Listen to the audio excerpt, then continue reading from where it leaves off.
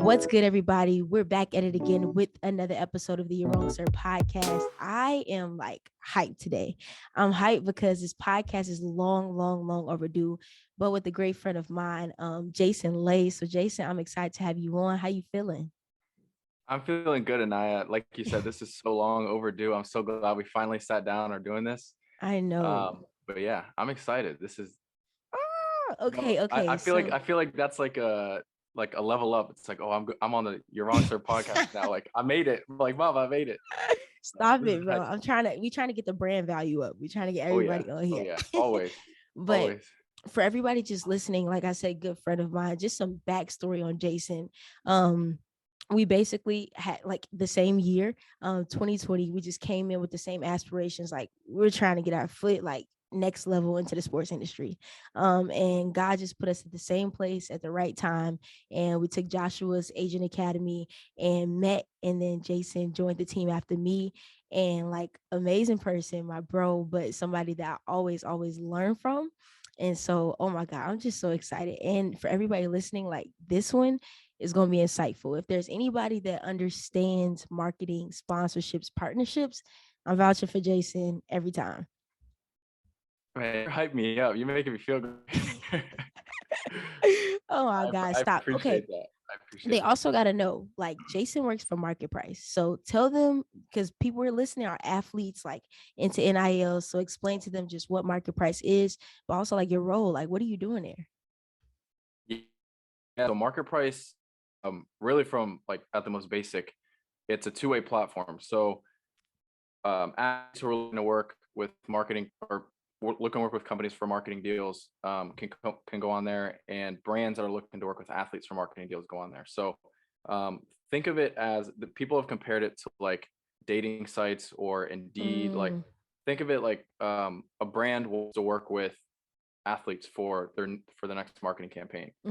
They can post on the website, they can post what they're looking for, what their company is, everything they're looking for out of a partnership with an athlete.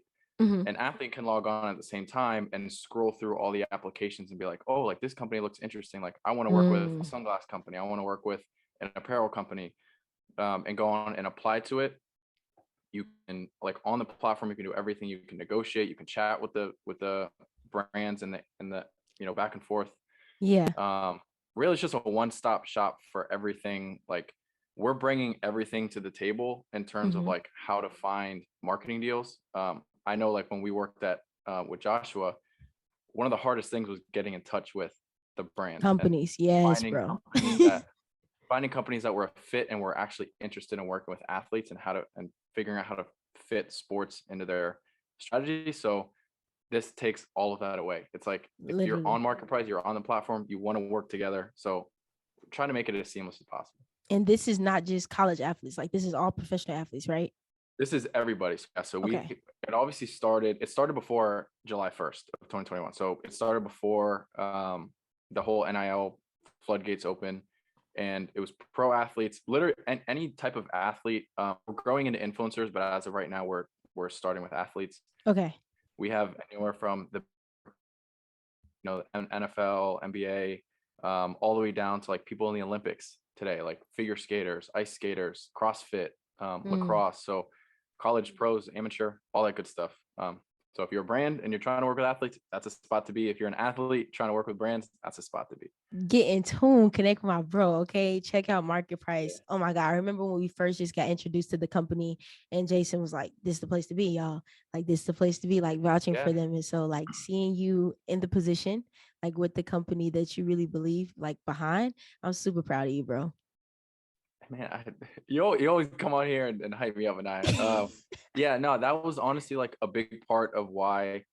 So kind of a little bit on how I got involved with Market Price. So obviously before I was working with University of Maryland doing corporate partnerships and going out and finding brands to work with them, and at the same time we were doing all the marketing for GSA and Grady Media and things like that. And that's actually how I got introduced to Jason, the CEO of Market Price. Was Joshua and I were super, super early. Like we were on a sales call with him, and I was just like, wow, like I had never, like, it was one of those things where you hear it and you're like, how did nobody come up with this before? Yeah, because it makes so much sense, bro. It's like, Yeah, and granted, back then, like, it's completely different now than it was when I was on it. Hmm. Um, and I was just using it for a couple months, and I stayed in touch with the CEO, and like 8 to 10 months later, he reached out to me and was like, "Yo, bro, like, I'm looking to hire someone with your skill set. Like, what do you think?" Mm. And I was like, "This is interesting. Like, let me see what he's talking about." And Hmm. sure enough, a couple of weeks later, like, I was buying what he was selling. Like, I believed in the platform, so that part didn't need like much Right. um, That's the convincing. biggest It was thing. just, yeah, it was just figuring out if it was a fit, and I really believed it was. And man, since I've started, the team is great, the leadership is great. Like, I love who I'm working with. I couldn't be happier. So it was really a good move. And I always, at the end of the day, I feel like I'm making an impact, positive impact, Yes. which is always the most important thing. So That's good. That's good. So for everybody listening, if yeah. you're an athlete, also if you're a person, a part of any company within sports, definitely check out Market Price. But I set up the podcast specifically in that way, just to show my listeners that this person is credible, but to like really show people, the conversation that we're talking about today. So we just gonna hop straight into it. 2 weeks ago, actually, 2 weeks ago from like today, honestly, because it was Thursday when they announced it. Shedeur Sanders, Deion Sanders' son, signed a huge historic deal. And so, if you guys aren't in tune, we're gonna hop into it. But just to highlight who he is for those who don't know, starting quarterback at Jackson State University. He's a freshman, now going to be a sophomore in the fall. Son of Deion, had some amazing, amazing numbers this year. Like his completion rate was 66%. Amazing. Like for a freshman coming out, first He was time player of playing, the year, right? He was player of player the of the year too, year, right? SWAC Yeah. champion, and a Jerry Rice recipient of 2021. So he was out there Talk balling, about bro. talk about leveling up. He had a hell of a Balling. year last Yes, year. hell of a year. And for me, I think the most amazing part about it is because like a lot of players, like we see athletes who come from superstar dads and have tough times mentally, especially trying to like live up to that. But for him to like be under his dad as the head coach, still be performing well, like it's amazing. And so for me, like the biggest news that came out was he just signed a deal with Gatorade. So he became just, the first ever HBCU athlete and, college athlete in that time, to football athlete actually, to become a part of Gatorade. Huge, huge deal. And I just thought of Jason immediately because I'm like, we got to talk about this, bro. Like, because this is just so historic. I think first thing for me, just what were your initial thoughts on it? Like when you saw the news, what was your reaction? What were you thinking? I was excited. Mm, You always love to see those groundbreaking type deals, mm-hmm. especially from people in our position. Like, the things that really, like, you're a big reader, so you've heard the 7 Habits of Highly Successful People, right? Like, Yeah, you've read yeah, that. I've heard it. He talks a lot about like paradigm shifts and like shifting the way people think. I feel like Ooh, come on, tell me this was more. This why I I got it. feel That's why like you this on was one here. of those deals. I feel like this is one of those deals that like shifted the paradigm a little bit, right? So Mm-hmm. if you look into it, like, Paige Buchers, I think that's the pronounced last name, Paige Yeah. Buchers, signed a deal with Gatorade a few weeks or a few months before. Mm-hmm. And now Shedeur Sanders, obviously, with him being Deion's son and being probably the most prominent HBCU athlete right now, Yeah. um, it really seems like Gatorade is taking the approach of like, okay, we are going to make Mm, really impactful partnerships. Like, we're not just partnering with any athlete just to say we're partnering with them. mm-hmm. So when I first saw it, I was like, this is dope. Like, they could have Yeah. picked any other athlete at any other big school, Alabama, name any at Georgia, any of those big schools, but they were very intentional about picking Shedeur Sanders at an Right. HBCU. And I don't think they've released too many details of like what the partnership is, but No, one of because the I was like biggest doing my things was, research. It was just like yeah, they dropped the but announcement one video, and it was just like, yeah. and the So video was hype too. it The was video like, was hype. But one of the biggest things seems like they're trying to use that partnership to power other HBCU schools.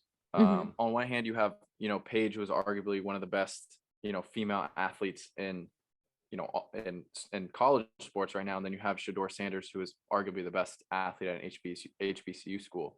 So when you're looking at, from a strategy standpoint, like what Gatorade is potentially trying to do here, it seems like they're really trying to put on for, those communities and those spaces that are really trying to be uplifted right now. So all that to say, I was excited about it. I'm excited to see what comes out and what the details of the deal are. But they're off to a good start, in my opinion. Yeah, they're definitely out to a good start. Like, so the first thing for me, I was excited to see it. Two, I was not surprised. I wasn't surprised at all. Just because like Dion is bringing so much attention to HBCUs. It's kind of one of those things where I feel like major companies like that cannot ignore. So like if there's any time to hop on for HBCUs, like the time is now, because you got Hugh at Grambling, so many people, like Eddie George, like all of these people are going to continuously build their programs. And for me, I think it was just a smart move for Gatorade, because outside of SHEDEUR, you got Travis Hunter. You have all of these other great players. Like, I want to go play with Dion. So if there's any way like to get in early, get connected, right now is like the time, no question. Yeah. And so I was like excited, really excited to see it. And for me, I think, we just talked about you working in market price, right? Talking about partnerships and sponsorships from a perspective of Gatorade, because we'll break it down some more just in a contract. But why, from just an outside person looking in, why does this make sense to you? Like, if you were behind Gatorade, why would you be like, that right there is the perfect deal or the perfect person? That's a really good question. So from a company or a brand perspective, you always think about like, okay, what am I trying to, like, there's a reason behind everything. Like, we were talking about this before we got on camera, but it's like, gone are the days of just saying like, oh, I partner with this guy, so that does all the work for me. It's like, you need to go a step beyond. So like, what are you doing with these partnerships? One, how is it going to further your business? Two, how is it going to further the athlete's business brand? But three, what kind of impact can you make, like, in the communities? Like, what are you trying And to that's do? the biggest thing behind his contract, in my opinion. Yes, it's the impact. Exactly. Because if you're looking at the trend of how partnerships are going just in general, there's always some sort of added utility or added benefit to it, that's more than just a company or the player. Right. And what I'm seeing from a lot of players nowadays too is like, if you want to work with me, you got to put on, I think I saw a tweet yesterday, this guy was like, if you want to work with me, you got to put on my community. Oh, period. And so brands are looking at that and like, okay, like, because a lot of these brands have the same missions as these players do. So finding those players who are aligned with their mission is the goal, right? And then figuring out the details of how to do that, of how to empower. If Gatorade is owned by Pepsi, if Pepsi as a whole is like, okay, we really want to target and empower, women athletes and put them in the spotlight, and we really want to empower HBCUs because this is where it's going. Like, we can, I think there's such an opportunity there for like a company and a brand like that, like that's so big. Like, you're seeing all this, like, I don't want to call it underground momentum, but it's like you're starting to see like these rumblings of like, okay, like this stuff is starting to build. Exactly. You talk about credibility, to have the credibility of a major national brand like Pepsi, Gatorade, is huge. stamp that is huge. So like, I think that U of goes I into don't it. even got that, and I go to a Big Ten school, and we don't even have a partnership with Gatorade. Like, exactly. Yeah. So, and for them to kind of put their foot down, and I don't know if they're the first, but they're making the most noise, it seems like. Yeah. For them to put their foot down and be like, this is something we care about, this is something we're going to attach ourselves to, I think is huge. And I think it makes so much sense. And I've talked about this in previous episodes, but there's different reasons of why you want to get into different partnerships. And part of that is brand affinity and building brand loyalty. Pepsi's at the stage where they already have their, like, they're in the same boat as like Nike's and the Under Armour, literally, and these big companies that already have people who are diehards of Pepsi and Gatorade too. I mean, Gatorade's, you think sports drinks, you think Gatorade number one, right? Literally. So it's just doubling down on that and having like people think of you as like well-rounded and like the most, like, you're more than just an energy drink. You're more than you're more than just a sports drink. Like, you are giving back to the community. You're serving the people, your customers at the end of the day, like, who uses Gatorade, who drinks Gatorade. It's the athletes, it's these people. So giving back in that sense, I think is a big reason why Gatorade probably interested in doing it. Yeah. Okay, so I got two things to follow up with that. We talked about the announcement video like being heat. So I watched it, and one of the things SHEDEUR said in there, and I'm going to quote him: "I am a leader. I forge my own path and pave the way for others." And so I think you hit the nail on the head, exactly like talking about just setting up momentum for other people. Now I'm gonna play devil's advocate. We talk about Gatorade. I was an athlete, like everybody's drinking Gatorade during games. I wasn't drinking Powerade. Body Armor wasn't big back then. Like I wasn't drinking Yeah. anything else but Gatorade or water. Okay, you have these other brands coming out like Ladder, LMNT, all of these different things that are competitors that people like quote is being healthier. Do you think that athletes start taking things like that into consideration, or are we just like, it's Gatorade, like let's go, you know? I think it's a little bit of both. Mm-hmm. I think you always have to take things like that into consideration if you're an athlete. And really Mm-hmm. what it boils down to is what matters most to you. Right. So if it's the money, I'm going take the big Gatorade. deal that, right. But like to some people, there's nothing wrong with that, right? To some people, like money is the most important thing. Yeah. To some people, they think a Gatorade can do more impact than a ladder can because they have more resources. Mm-hmm. To some people, it's they're super healthy. Right. They believe in certain things. Like we used to work with Grant Stewart. Shout out to Grant Stewart. Like he was very, very specific in what he was looking for out of a brand Mm-hmm. partnership, and he was not willing to compromise his values, which I Yep. respect 1,000%. That was what was important to him. He didn't care if he took less money. He was like, these are my morals. This is my mission. Like And I'm I'm going gonna to align stick with with this it. brand. Yeah. So if you're an athlete and you're looking at all these things on the table, it's what's most important to you, right? You, Mm-hmm. you talk about Michael Jordan and LeBron. Like I know these are like the big ones, but at the time when Michael Jordan signed with Nike, I mean, we all know the Nike story. Like They Nike were was not as nothing, big bruh. back then. Tennis shoes. He wanted to sign with Adidas, and at the end of the Nike meeting, I mean, we all know how that went. Like there was something that clicked for him where he's like, I'm going to sign with Nike despite them not being as big as Adidas. Exactly. Same thing with LeBron. Like whatever happened with LeBron, like I know there's a story I can't remember off the top of my head, but it goes to what's most important to you as the athlete and what you're Mm-hmm. trying to get out of the partnership. Like I said, it's more than just like, oh, I'm signing a deal with Nike. Like that's dope. Like Mm-hmm. some people are like, okay, but I want my own signature shoe. Some people are like, I Exactly. want that Nike's not going to give them. Some people are like, I want to be a part of, growing a company like with Puma. A lot Mm-hmm. of guys are signing with Puma because that's LaMelo, what was important. bruh. And now Bruh. look at it, like it's paying off. So like it's what matters to you and what you're looking for. And um, yeah, I think that's what you have to take into consideration. And That's it doesn't hurt that it's like, I mean, if Nike comes knocking at your door, you're going to consider it. Regardless definitely of gonna what you consider stand it. for, I think you're going to consider it. At least me. Yeah. Like I No, love no Nike. So question. I'm going Nike regardless. But yeah. like you have to think of small things like that. And we talk more just in depth about the contract, right? So outside of him being the first HBCU athlete, for Gatorade, Pepsi now said that this is their like testament to a long commitment to HBCUs. So what I didn't know There you go. before was that they had a partnership with Dion previously, which is kind of probably how this whole thing ramped up. And so they have their first HBCU commercial spotlighting Jackson State University and FAMU marching bands. So I was like, interesting. So that's coming out. And basically now their testament is basically being the primary beverage for SWAC in terms of the marching band.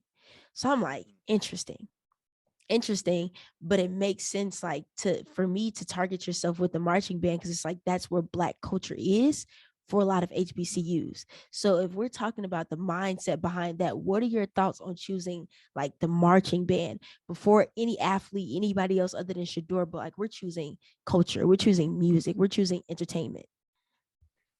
Yeah, I mean, you said it right. Like that's the culture. So that makes me think that whether it's Pepsi or Gatorade, that they have people on their team that understand the culture. Mm, Like that to me, that makes it seem even more authentic because they know where the movers and shakers are.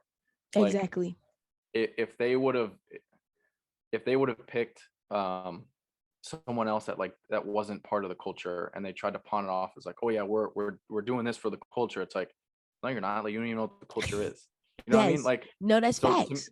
to me it makes it seem more authentic because they know where to go, and they know Mm, like a very famous phrase in marketing and just business in general is go where your audience is, go where your people are. mm-hmm.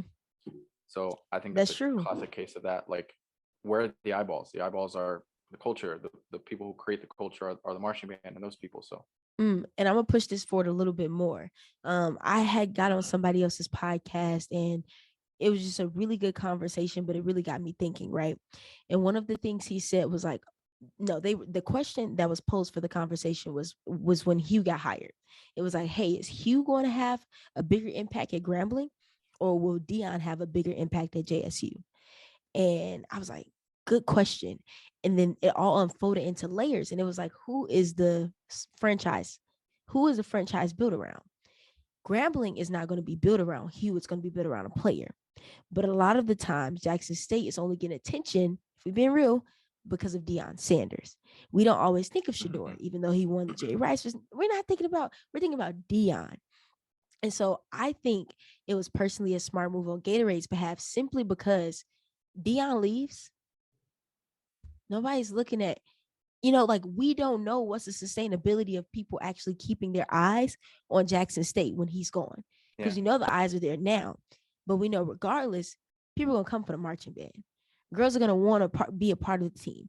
Guys are going to want to be a part of the team. Like, when I think of HBCU culture, just even the narrative that the media has put out, we think about Drumline, all of these good movies.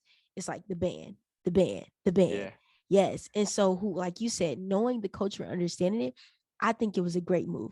Like, SHEDEUR has a promising future, and we know that he's going to stay there for 4 years. I personally don't think Deion's going to leave while his children are there. So I think he's going to stay at least until they, make it to the league, yeah. hopefully graduate. But after he's gone, what is Jackson State going to do? Like, is he going to stay here forever? Is this a last minute move? Like, I'm just curious, what are your thoughts on the organization? Basically, I would say sustaining marketability if he leaves. Yeah, that's a very interesting point. Um, and the first thought that comes to my mind is, I mean, you think about it like any other, like remove the HBCU part out of it, right? Like, Okay. just think about it as like any other college program. You Mm-hmm. can say the same thing about I mean, I think Alabama's gotten to the point where they're already big enough, but it's like, Yeah. what's Alabama going to be like when Nick Saban leaves? What's Kentucky going to Mm, be like when Coach Cal leaves? Like, mm-hmm. while they're there, taking all the necessary steps, and you're hoping that Jackson State is doing this already, and it seems like they are. They're partnering Mm, with Gatorade and doing these big deals, but taking the necessary steps while they're still hot and while he's still there mm-hmm. to build yourself up as that brand. Like, if you're trying to be the most recognizable HBCU, period, like, you should be taking steps to do that, like, Yeah. right now, like, while he's doing that. So, or while he's there. So by the time that he leaves, whenever that is, because it's inevitable, whether it's in 2, 4, 10, 20 years, Yeah. that you can be a standalone brand, a standalone product. Mm, So, and if you're building it on the back of Dion, that's fine, as long as you can sustain it afterwards.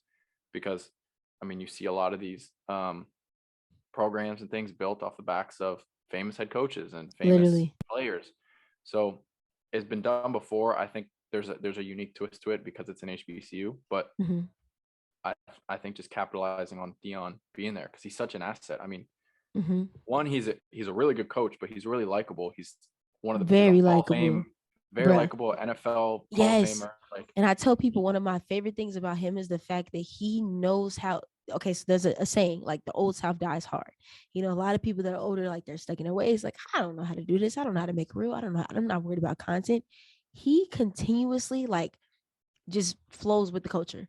Like, yeah, literally, he can post on Instagram just as much as me and you can, and knows the features and yeah, things like that. And it's like, this man is 60 and still on social media, like, still posting, still emphasizing pictures. So for me, I think, being a player there is just like, who better to learn from than somebody who's older right. but understands social media, literally the ins and out of it, even more than I can, and I probably use it more than him. And even further than that, more than just players, staff. So you have the social media managers, you have Right. content creators like yourself that are like, you know what, like, I'm going to take the job at Jackson State instead of taking it at Just to learn. Illinois, for example, just to learn, to be a part of the culture, to immerse myself in that. And Yeah. that's, I think, where you grow. It's more than just, because nowadays, really, like back in the day, I mean, it's still kind of this way, but back in the day, it was like the arms race of who has the nicest facilities, who has the nicest stadium, who has Mhm. this. Nowadays, a big part of that is who can help you build your brand the most, Who who can has the help me best build my brand? social Yes. team, like Literally, who a lot of has, people that I know, like some people go to Michigan, they have like people focused like literally all day. Their focus is to make sure we get this new player verified, or little things yeah, like I tell people all the time, and I even talk about our Illinois program, emphasizing the importance of social media. You can have a losing season and bring a recruit in, let them meet the players, deck out the stadium, have them feeling good, come up with mock logos, and they're like, damn, like this is the perfect place for me. right? Yeah, literally. I mean, you look at it from, I mean, probably the most popular, like in the NFL at least, are like the Chargers and the Panthers have really good Yes. social media teams. And like there was a ranking that came out either last year or 2 years ago. It was like the two best or like most engaged social um teams like in the Mm-hmm. NFL. And I want to say the Panthers and the Chargers were like in both in the top 3 or top That's 5. amazing. They weren't the best teams. I mean, it breaks my heart. I'm Not a at Panther all. fan, Panthers definitely weren't the but best. yeah, they weren't the best team, but they had a great following, and you build fans that way. And then at the same time, like it's a little bit different in terms of recruiting when you're in the NFL, but like players see that, I think, a Mm-hmm. little bit and are like, all right, these guys are going to help me. I think even more so in college, because in college is when you're really trying to build that That's when brand. you built the foundation. Yeah, it like if you LSU, perfect example. When LSU won the championship, his name is Will something. He led all the content for LSU. You remember during the LSU championship run, they had like the most fire content, like Oh the yes, Burrow with with the Joe back of the Burrow jersey, and, that and the video. animation, they were snapping. The next year, he got the bat. I don't know how much he made, but I would bet that he got the bat. He went to Southern Cal, USC. Really? If you don't think that helped with USC's recruiting, then I don't know what to tell you, because it definitely did. Literally. Because seeing that and seeing like the type of content that these athletic departments can provide for you, Mm-hmm. it's a no brainer. I mean, Mm. it's a no brainer in my opinion. Literally no brainer for me because I'm just big on content just because I've seen what it's done for me personally and what it can do for other people. And last question just on HBCU before we move into something else. Is this just something that is temporary to make Gatorade look good? Or is this a permanent um just dedication or vow to HBCUs? Because like a lot of the times, like it's great that we're in a partnership. We know right now it's hot. Are we staying here long term? Or is this just, last minute? If you were Gatorade, what would you do? Or what do you think their intentions are? I would hope it's a ladder. I would Mm, hope they're in it for the long haul. Because everything that I've seen up to this point, they've said that they're committed to empowering and helping these HBCUs and right. helping these communities and women's sports. Like, so I would like to think that they're in it for the long haul. Hmm. It's tough to tell where the future is going to go, because I mean, even 2 years ago, like these conversations weren't being had. 2 years ago, if you would have said Gatorade signing a deal with Jackson State starting quarterback Bruh. for God knows how Jackson much, State, I probably wouldn't even know what the school was, to be real with you. right? Would So never went. imagine how big HBCUs are and women's sports are in 2 years, Yep, 5 years, 10 years. Like the exactly. WNBA just got The cap, all this investment money. Like yes. they're growing. So I don't see it going away anytime soon. I certainly hope it doesn't, Hmm. because I think they're both here to stay. And I think, like you said, part of the culture now is like you see people saying all the time, like future is female, like future is HBCU. Like you have Mm, Mikey Williams and all these guys, like the number 2 cornerback in the country committed to an HBCU. I don't think that's an anomaly. I think it's snowballing right now. I think it's I getting even agree. bigger. Yeah. So, And I think for me, like even reading like $40 million slaves, the redemption of HBCU football is so insane because like 50 years ago, we were way further in the position than we are now. Like HBCUs were top. And it's like, how do we go from top to nobody wants to go? And so for me, just seeing that, I think it's just a testament to like education, like you said, and also like shifting the mind. If we see a Mikey go, if we see a Travis go, it's like, oh, I might as well go too. Like if Travis is there, Mm-hmm. I feel comfortable because Travis can trust him. So I can Yep. trust him, you know? And just moving forward, like talking about NIL, you recently had an amazing experience. And I'll let you speak on it. You attended the Steinberg NIL conference. Talk to me, like, why did you even, because I know it was a bag, bro. So why did you choose to take the time to like pay for it? But like, what were your key takeaways? Like, if anybody right now was listening as an athlete, like, man, I want to learn about NIL, or like, what, or you want to be a marketer, like, what did you take away from that experience? Because that's one of the top agents in the game. Yeah, I took a lot from that, to be completely honest. And those are some people, when you look at the industry and you look at like the real leaders and the people who are doing it, not only doing it the best, but doing it the right way. Mm. That was something that I was pleasantly surprised by. Not that I didn't think it was any other way, What's the but right way, in your opinion? being genuine in how you approach things and actually um, being authentic and caring about your clients, caring about the way you do things, always Mm-hmm. keeping um, this industry, like people are shiesty out here. Like Oh, you very. can, We know firsthand. there's a lot of snakes in the weeds out here. Yeah. But seeing like a top agency, a top company like that, like really, really doing it and what I consider the right way, like Mm-hmm. I already had so much respect for him, but like even more so now. Mm. I had done a conference with them a while ago, and I met them for the first time. I think it was just like a general marketing one. I was like, it was during COVID. I was like, you know what, like let me try this out. Mm-hmm. Got nothing to do, so I did it and I loved it. They dropped so much value. Like you had the CEO, like shout out to Chris Cabot. Like that guy he took the time out to come and drop the CEO of probably a top one, if not top one, like top two, top three agency in the whole industry. Yep. The CEO of the company sat down there, genuinely cared to get to know the people on the call, explained to them how things went, gave his real life experience, was able to share the knowledge that he gained. Mm-hmm. I thought was just so commendable. So they have a couple of these like conferences like every now and then. When I saw the NIL one pop up, I was like, I got to do I that one. gotta go. I got to go. And this is before I started at Market Price. This is before any of that Really? conversation. Okay. But I knew, I mean, even when I was at the University of Maryland, like I was working on some things trying to get athletes involved and trying to get our department like more involved with the athletes. So I was like, you know what? I need to educate myself more on NIL, and I need to hear it from someone who's actually doing it and actually Right. making moves in the industry. So I was like, perfect opportunity. Was able to just sit for 2 nights, sit and learn from these guys. Mm. And they have, I mean, you've seen it. There's a lot of people out here who came out of the woodwork and were like, I'm an NIL agent now. Yeah. Like I'm gonna represent all these players. They don't know what they're doing. Like Mm-hmm. these guys, it's very, very similar to how you represent a pro athlete, Mm. because at the end of the day, it's they're different leagues. There's obviously unique things that go into it, but Yep. it's still a professional business relationship. Whether Exactly. that goes beyond that is obviously, I mean, ideally you want to be friendly and you want to have a actual relationship as a Mm-hmm. client, but man, they broke down everything, things that I didn't even think about. Give me one thing that you were just in there and you were like, whoa, this has never crossed my mind. A lot of things involved with compliance.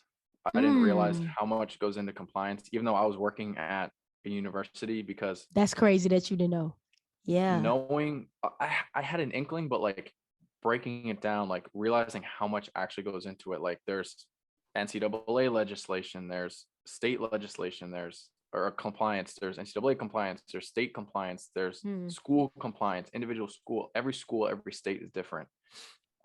So understanding the different rules from every school, like some schools you're allowed, and we witnessed this when we worked for Joshua. Some schools allow that you can use their logos. Some schools allow that you can use their colors. Some schools don't let you do that at all. Right. Some schools have different rules and things like that. So hearing them break that down. Um, and then also another, I mean, you're big into social media, you're a content creator. Um, Leveraging media to increase the stock of an athlete and the Mm. strategies they take, and what goes into that. I mean, I feel like a lot of people know, like, oh, you build your brand, the more followers, more influence you get, like the more money you can But make. But people don't like, know how to do it. And I people don't don't think know they how to do it. understand how much actual intentionality and time it takes. You cannot Yep. just post anything up there and be like, my fault. No, bruh. Yeah. And just the thought, like, so much thought went into everything. I'll give a good example. So Mm-hmm. they were talking Beats. Beats is a big headwear company that, or Yep. headphone company that loves to work with athletes. They're throwing out 5-6 figure deals to some athletes right now in college. But when you think about it, especially if you're working with an NIL client who's going to be a pro one day in the NFL is sponsored by Bose. So would you rather take Mm. a $20,000 deal from Beats right now when you're in college and then shoot yourself in the foot and not be able to get that Bose deal later? Or would you rather wait, sign a Mm. $100,000 deal with Bose in 2 years once you make it to the league, and now you're a part of that whole ecosystem, and now you can actually promote your things in your uniform, you can do all these different things. That's good, So Jason. A lot of just people don't think about that. right, and I, I Mm-hmm. I didn't think about that either, and I was like, damn, like you guys are so right. Just think, right, like just like the intention, like you said, the intentionality and the thought. It's not just like, oh, Beats gave me a deal, like, all right, we're gonna take it. It's like, no, no, no, Yeah. let's sit back for a second, like let's think these things through. So that Mm. was another big lesson. I've never thought about that's good. I've never thought about that one for athletes listening, like you, because we talk about this all the time, like, oh, this athlete should partner with this drink company, but who's the team partner with? And we even do those things like I'm a manager for the basketball team at school. I cannot wear anything that's not Nike to practice because Hmm. they are a Nike sponsored school. So I cannot come to work with Adidas on. And like Yeah. the players can't wear anything that's not Nike. So like little things like that, it's just crazy how like you have to be cognizant of like what you want, but also ultimately the organization that you are representing every single day with the uniform. They're the Hmm. biggest dictator of it all. Yeah. And thinking of it long term too, right? Like that's such a long term play. It's like, okay, am I going to sacrifice 20 grand right now Hmm. for 100 grand in 2 years, or however many years it is? Or I'm Right. just throwing out easy numbers. Like, I don't know what the specifics are, but it's playing the long game. It's being strategic about building your brand and being, like you said, being intentional. I think that's why it's so important for um, some of these younger guys and girls that are getting into these marketing deals for the first time. Like, have a good team around you, Mm. whether it's your an agent, or whether it's your family or someone that you trust that genuinely knows what they're doing and has Mm. the best intentions for you, is so important. I can tell you, working at Market Price, I've seen people try to do it on their own. I've seen agents that are, they say they want the best for their clients, but they don't actually want the best for their clients. Right. Like because the way they're acting when their clients are not present is completely different than Mm. the image they portray. And it's just like, man, like at the end of the day, you're doing your client a disservice. You're doing the player a disservice. You're not, whatever. But yeah, at the end of the That's day, good. at the end of the day, have a good team around you. There's that you can't stress enough the importance of having a good team around you and people that have your back, that Mm. care about you the long term. Because man, you don't want to shoot yourself in the foot now, Exactly. And get in and a bad have contract later and have to get out of exactly. it and figure things out, like you said. I mean, there's no better way. So just for all the athletes out there listening, take that into consideration. Make sure you have a genuine village around you. And for everybody who's listening, Jason, because I'm sure everybody's gonna want more of these gems. And you told me you got some podcasts dropping soon. So promote yourself, let them know what your podcast is, what can they get, and where can they find you. Yeah. So the podcast is Sports Business Essentials. Still getting it ramped up. I have a couple episodes out, but if you're interested in learning about the ins and outs of sports industry and the business side behind it, like I love breaking down business. I love the business aspect just as much as I love the sports aspect. So if you're looking to learn, want to hear something interesting, tune in. I'm on all streaming platforms, so Spotify, Apple Music, whatever, wherever you listen to your streaming podcast. You can find me on Instagram, Twitter. They're both at Jason Ley, JASONNLEY. I had to put 2 N's in there. Don't forget that. Hit me on Instagram, Twitter. I always love to connect with new people. And if you guys want to learn anything new, feel free to send ideas my way. Because if you want to learn about different areas of sports, I'm happy to break it down, because it's as much fun for me as it is, as much fun for me making it as it is, I'm sure, for you guys to listen and learn. Yes. So everybody listening, I'm going to put all of the links to the Sports Business Essentials below. Let everybody know. But bro, I think that's all I got today. I really, really, really appreciate you, because I feel like, NIL is a big deal. But like you said, it's new. People don't know how to navigate it. And a lot of these athletes that, even we talk to a GSA are just like, I don't know where to start. I don't know what to do. I just see everybody else around me doing it. And I feel like I just need to hop on the opportunity. So for me, biggest takeaway for all athletes: play the long game, be intentional, and make sure you have individuals around you who are smarter than you and more knowledgeable in this industry, so that you're just making the correct decisions. But that's all I got, bro. I really appreciate you for hopping on today. And we need you again. I got to figure out what's the next episode gonna be, but hey, we gonna see. Yeah, anytime, man. Thank you for having me. It's an honor. I made it. I made it to your boxer. So yeah, I gotta have you on mine too. But yeah, no, thank you. This was so much fun. Anytime you want to chop it up about sports, I'm always game. So Yes, sir. All right. Thank you guys for tuning in, and we out.